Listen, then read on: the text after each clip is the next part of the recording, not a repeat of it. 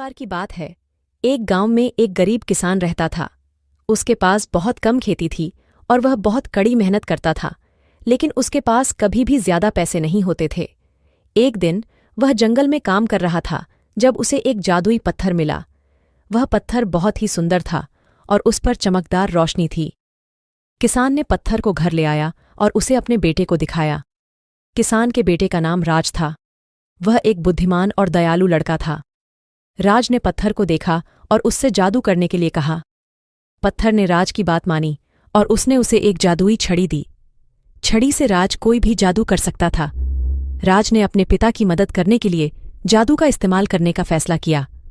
उसने अपने खेतों में उपज बढ़ाने के लिए जादू किया। उसने अपने पिता के लिए एक नया घर बनाने के लिए जादू किया और उसने अपने पिता के लिए बहुत सारे पैसे पैदा करने के लिए जादू किया। राज के जादू से किसान बहुत खुश था। वह अब अमीर और खुश था।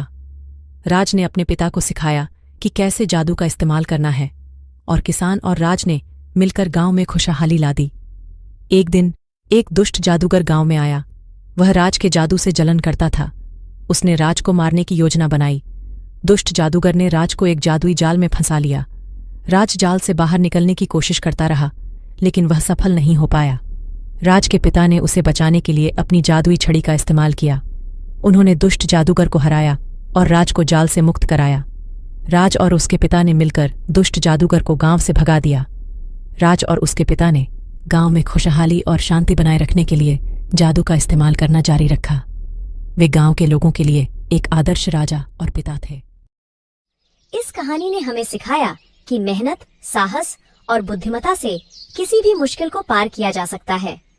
दोस्तों, और इसी तरह की कहानियां देखना और सुनना चाहते हैं तो हमारा चैनल सब्सक्राइब करिए।